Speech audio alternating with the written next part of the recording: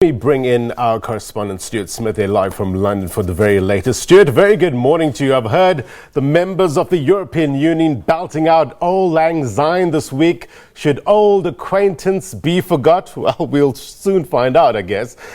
What do we know, Stuart, with regards to this process from here on out? Well, this is it. We're technically leaving the EU today. But in effect, nothing changes unless you happen to be one of those 73 British MEPs. For the next 11 months, there's this transition period, an implementation period, which is designed to allow the UK and the EU to work out some kind of agreement going forwards. At its most extreme, it might be a free trade agreement, mirroring almost what's already the case between the UK and the EU. But that is unlikely because the UK has said time and time again it does want to be a completely sovereign nation and it does not want to be under the influence of the European Court of Justice.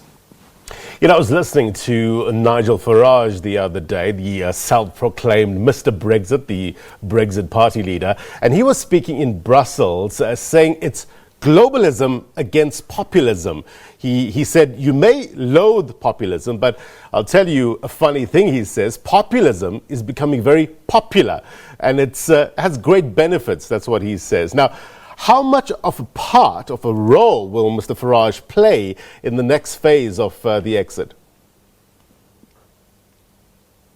Mr. Farage is unlikely to have pretty much any role in the next phase of these agreements. He was an MEP. He was the leader of campaign group Leave Means Leave. He was instrumental indeed in getting the UK out of the EU, but now it's very much up to the government in power, and Nigel Farage is not related to the government at all. So it's Boris Johnson's government and his Chancellor Sajid Javid who will be leading the negotiations now. And it is very much a 10 Downing Street operation.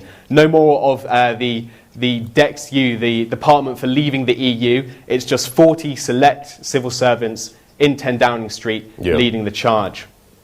You know, I just want to test what Mr. Farage has said and maybe get the sentiment on the ground. Farage was also saying that his party loves Europe, they just hate the European Union. Now, does he have a misunderstanding of what the EU exists for, as the Vice President of the European Parliament seems to think, or does he have it spot on and that's the general feeling in the UK at the moment? Well, definitely historically amongst people in the UK, there was a lot of animosity towards the EU, not necessarily for what they've done, but definitely for how the EU has been presented in British media over the last few decades. Most people now don't really care whether we should stay or should leave. They just want to know that we are leaving and that hopefully they'll hear the end of this. So both the EU and the UK will now have to work out all the trade and legal issues, as you pointed out. What's the likelihood, Stuart, of the UK getting this free, tariff-free, zero-quota trade deal that I guess Boris Johnson is looking for? Is it realistic? The EU say definitely not, and especially not in the time frame that Boris Johnson wants to get this done. This transition period is meant to last until the end of December, which gives the UK and the EU about 11 months to arrange it. In practice, there's really only about 8 months until July when something has to be on the table and then the deal can be ratified from October. So very short period of time to arrange anything as complex as a free trade agreement. That would take a very long time. So the UK, although it may want that, it's not prepared to give up any of its sovereignty to achieve that. And the case will be that the more the UK wants to diverge from EU rules, the longer the negotiations are likely to take place. So the UK has said it wants to try and arrange all 20, 30 different sectors from markets to trade to environmental issues, space collaboration, medicinal regulations. It wants to arrange all of these and negotiate them all at the same time. The EU says there's just not enough time to do that. So the EU is likely to want to prioritise certain issues like fishing.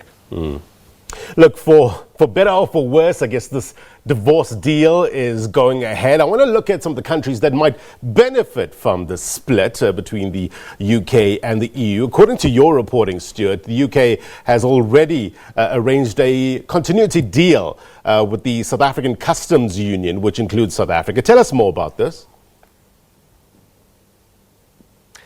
Well, that is something Theresa May managed to achieve early on in the kind of Brexit saga, and it was designed to show that Britain can be a big player on its own after the EU. And that is quite simply a rollover agreement. What it allows is the UK and the trading relationship with the South African Customs Union to continue as it was before. It's very much okay, this is working for us for now, let's keep it that way. What the UK will manage to agree afterwards, though, is anyone's guess. Now that the UK has left the EU, after this transition period, the UK is free to arrange whatever deals it likes.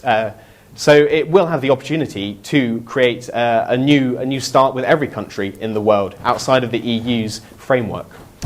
The European Union was born from the catastrophe of World War II. These two huge trading partners are dissolving a relationship that dates back to 1973 when Britain joined what was then the European Economic Community. It's a huge story, Stuart. We shall see how the future pans out and what the future holds for the UK, and we appreciate the context. Stuart Smith, live for us in London. Thank you. All right, we're going to take a quick break. Get you more news next.